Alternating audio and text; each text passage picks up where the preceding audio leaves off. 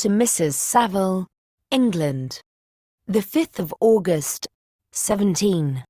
So strange an accident has happened to us that I cannot forbear recording it, although it is very probable that you will see me before these papers can come into your possession.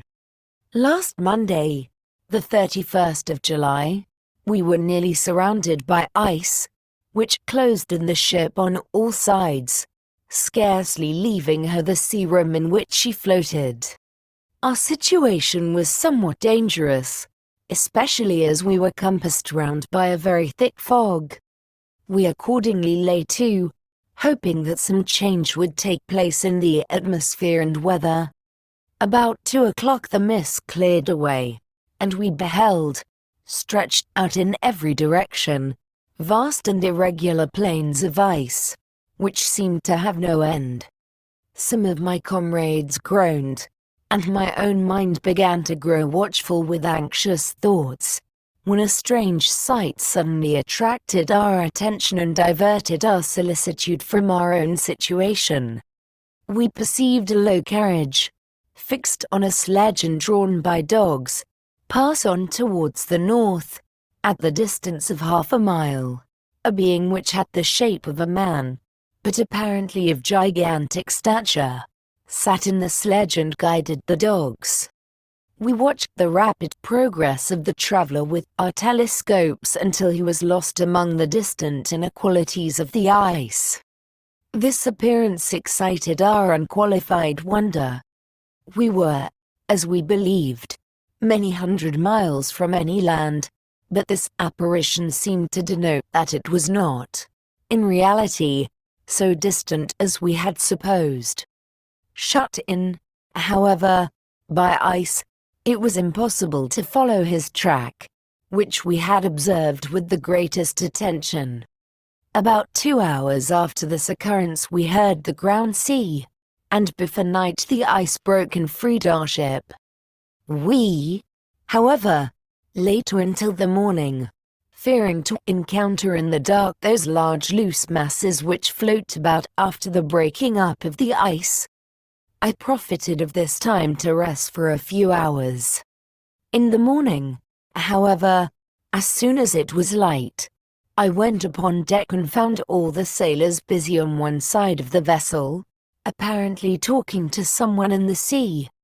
It was, in fact, a sledge, like that we had seen before, which had drifted towards us in the night on a large fragment of ice. Only one dog remained alive, but there was a human being within it whom the sailors were persuading to enter the vessel. He was not, as the other traveler seemed to be, a savage inhabitant of some undiscovered island, but a European. When I appeared on deck the master said, "Here is our captain, and he will not allow you to perish on the open sea." On perceiving me, the stranger addressed me in English, although with a foreign accent. "Before I came on board your vessel," said he, "will you have the kindness to inform me whither you are bound?" You may conceive my astonishment on hearing such a question addressed to me from a man on the brink of destruction and to whom I should have supposed that my vessel would have been a resource which he would not have exchanged for the most precious wealth the earth can afford. I replied, however, that we were on a voyage of discovery towards the northern pole. Upon hearing this he appeared satisfied and consented to come on board. Good God! Margaret, if you had seen the man who thus capitulated for his safety, your surprise would have been boundless. His limbs were nearly frozen, and his body dreadfully emaciated by fatigue and suffering. I never saw a man in so wretched a condition. We attempted to carry him into the cabin, but as soon as he had quitted the fresh air he fainted.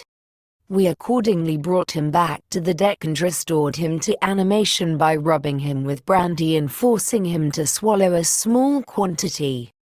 As soon as he showed signs of life we wrapped him up in blankets and placed him near the chimney of the kitchen stove. By slow degrees he recovered and ate a little soup, which restored him wonderfully. 2 days passed in this manner before he was able to speak, and I often feared that his sufferings had deprived him of understanding.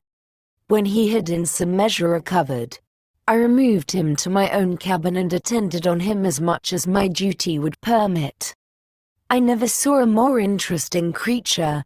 His eyes have generally an expression of wildness, and even madness, but there are moments when, if anyone performs an act of kindness towards him or does him any the most trifling service, his whole countenance is lighted up, as it were, with a beam of benevolence and sweetness that I never saw equaled. But he is generally melancholy and despairing, and sometimes he gnashes his teeth, as if impatient of the weight of woes that oppresses him. When my guest was a little recovered, I had great trouble to keep off the men, who wished to ask him 1,000 questions, but I would not allow him to be tormented by their idle curiosity. In a state of body and mind whose restoration evidently depended upon entire repose. Once, however, the lieutenant asked why he had come so far upon the ice in so strange a vehicle. His countenance instantly assumed an aspect of the deepest gloom, and he replied, "To seek one who fled from me? And did the man whom you pursued travel in the same fashion?" "Yes." "Then I fancy we have seen him, for the day before we picked you up we saw some dogs drawing a sledge, with a man in it, across the ice." This aroused the stranger's attention, and he asked a multitude of questions concerning the route which the Damon, as he called him, had pursued. Soon after, when he was alone with me, he said, "I have, doubtless, excited your curiosity, as well as that of these good people, but you are too considerate to make inquiries. Certainly, it would indeed be very impertinent and inhuman in me to trouble you with any inquisitiveness of mine. And yet you rescued me from a strange and perilous situation. You have benevolently restored me to life." Soon after this he inquired if I thought that the breaking up of the ice had destroyed the other sledge. I replied that I could not answer with any degree of certainty, for the ice had not broken until near midnight, and the traveler might have arrived at a place of safety before that time, but of this I could not judge. From this time a new spirit of life animated the decaying frame of the stranger. He manifested the greatest eagerness to be upon deck to watch for the sledge which had before appeared, but I have persuaded him to remain in the cabin, for he is far too weak to sustain the rawness of the atmosphere. I have promised that someone should watch for him and give him instant notice if any new object should appear in sight. Such is my journal of what relates to this strange occurrence up to the present day. The stranger has gradually improved in health but is very silent and appears uneasy when anyone except myself enters his cabin. Yet his manners are so conciliating and gentle that the sailors are all interested in him, although they have had very little communication with him. For my own part, I begin to love him as a brother, and his constant and deep grief fills me with sympathy and compassion. He must have been a noble creature in his better days, being even now in wreck so attractive and amiable. I said in one of my letters, "My dear Margaret," that I should find no friend on the wide ocean, yet I have found a man who, before his spirit had been broken by misery, I should have been happy to have possessed as the brother of my heart. I shall continue my journal concerning the stranger at intervals, should I have any fresh incidents to record. The 13th of August, 17. My affection for my guest increases every day. He excites at once my admiration and my pity to an astonishing degree. How can I see so noble a creature destroyed by misery without feeling the most poignant grief? He is so gentle, yet so wise. His mind is so cultivated, and when he speaks, although his words are culled with the choicest art, yet they flow with rapidity and unparalleled eloquence. He is now much recovered from his illness and is continually on the deck, apparently watching for the sledge that preceded his own. Yet, although unhappy, he is not so utterly occupied by his own misery but that he interests himself deeply in the projects of others. He has frequently conversed with me on mine, which I have communicated to him without disguise. He entered attentively into all my arguments in favor of my eventual success and into every minute detail of the measures I had taken to secure it. I was easily led by the sympathy which he evinced to use the language of my heart, to give utterance to the burning ardor of my soul and to say, with all the fervor that warmed me, how gladly I would sacrifice my fortune, my existence, my every hope, to the furtherance of my enterprise.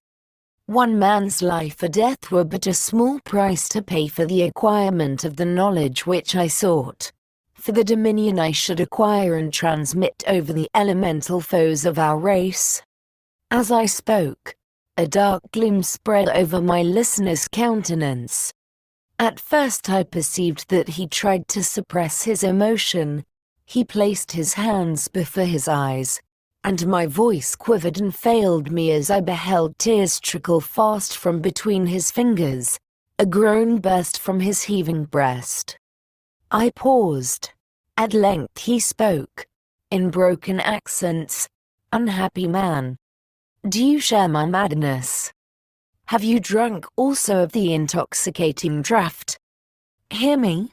Let me reveal my tale, and you will dash the cup from your lips. Such words, you may imagine, strongly excited my curiosity, but the paroxysm of grief that had seized the stranger overcame his weakened powers, and many hours of repose and tranquil conversation were necessary to restore his composure. Having conquered the violence of his feelings, he appeared to despise himself for being the slave of passion, and quelling the dark tyranny of despair, he led me again to converse concerning myself personally. He asked me the history of my earlier years. The tale was quickly told, but it awakened various trains of reflection. I spoke of my desire of finding a friend, of my thirst for a more intimate sympathy with a fellow mind than had ever fallen to my lot, and expressed my conviction that a man could boast of little happiness who did not enjoy this blessing. I agree with you, replied the stranger. We are unfashioned creatures, but half made up, if one wiser, better, dearer than ourselves. Such a friend ought to be. Do not lend his aid to perfectionate our weak and faulty natures. I once had a friend, the most noble of human creatures, and am entitled, therefore, to judge respecting friendship. You have hope, and the world before you, and have no cause for despair. But I have lost everything and cannot begin life anew. As he said this, his countenance became expressive of a calm, settled grief that touched me to the heart. But he was silent and presently retired to his cabin. Even broken in spirit as he is, no one can feel more deeply than he does the beauties of nature. The starry sky, the sea, and every sight afforded by these wonderful regions seem still to have the power of elevating his soul from earth. Such a man has a double existence. He may suffer misery and be overwhelmed by disappointments, yet when he has retired into himself, he will be like a celestial spirit that has a halo around him, within whose circle no grief or folly ventures. Will you smile at the enthusiasm I express concerning this divine wanderer? You would not if you saw him. You have been tutored and refined by books and retirement from the world, and you are therefore somewhat fastidious. but this only renders you the more fit to appreciate the extraordinary merits of this wonderful man. Sometimes I have endeavored to discover what quality it is which he possesses that elevates him so immeasurably above any other person I ever knew. I believe it to be an intuitive discernment, a quick but never failing power of judgment, a penetration into the causes of things, unequaled for clearness and precision. Add to this a facility of expression and a voice whose varied intonations are soul-subduing music. The 19th of August, 17. Yesterday the stranger said to me, "You may easily perceive, Captain Walton, that I have suffered great and unparalleled misfortunes. I had determined at one time that the memory of these evils should die with me, but you have won me to alter my determination. You seek for knowledge and wisdom, as I once did, and I ardently hope that the gratification of your wishes may not be a serpent to sting you, as mine has been. I do not know that the relation of my disasters will be useful to you, yet, when I reflect that you are pursuing the same course, exposing yourself to the same dangers which have rendered me what I am, I imagine that you may deduce an apt moral from my tale, one that may direct you if you succeed in your undertaking and console you in case of failure. Prepare to hear of occurrences which are usually deemed marvelous. Were we among the tamer scenes of nature, I might fear to encounter your unbelief, perhaps your ridicule, but many things will appear possible in these wild and mysterious regions which would provoke the laughter of those unacquainted with the ever varied powers of nature, nor can I doubt but that my tale conveys in its series internal evidence of the truth of the events of which it is composed. You may easily imagine that I was much gratified by the offered communication, yet I could not endure that he should renew his grief by a recital of his misfortunes. I felt the greatest eagerness to hear the promised narrative, partly from curiosity and partly from a strong desire to ameliorate his fate if it were in my power. I expressed these feelings in my answer. "I thank you," he replied, "for your sympathy, but it is useless. My fate is nearly fulfilled. I wait but for one event, and then I shall repose in peace. I understand your feeling," continued he, perceiving that I wished to interrupt him, "but you are mistaken, my friend. If thus you will allow me to name you, nothing can alter my destiny. Listen to my history, and you will perceive how irrevocably it is determined." He then told me that he would commence his narrative the next day when I should be at leisure. This promise drew from me the warmest thanks. I have resolved every night, when I am not imperatively occupied by my duties, to record, as nearly as possible in his own words, what he has related during the day. If I should be engaged, I will at least make notes. This manuscript will doubtless afford you the greatest pleasure, but to me, who know him, and who hear it from his own lips, with what interest and sympathy shall I read it in some future day?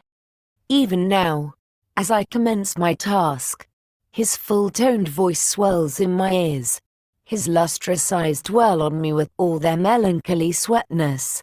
I see his thin hand raised in animation, while the lineaments of his face are irradiated by the soul within. Strange and harrowing must be his story, frightful the storm which embraced the gallant vessel on its course and wrecked it. Thus,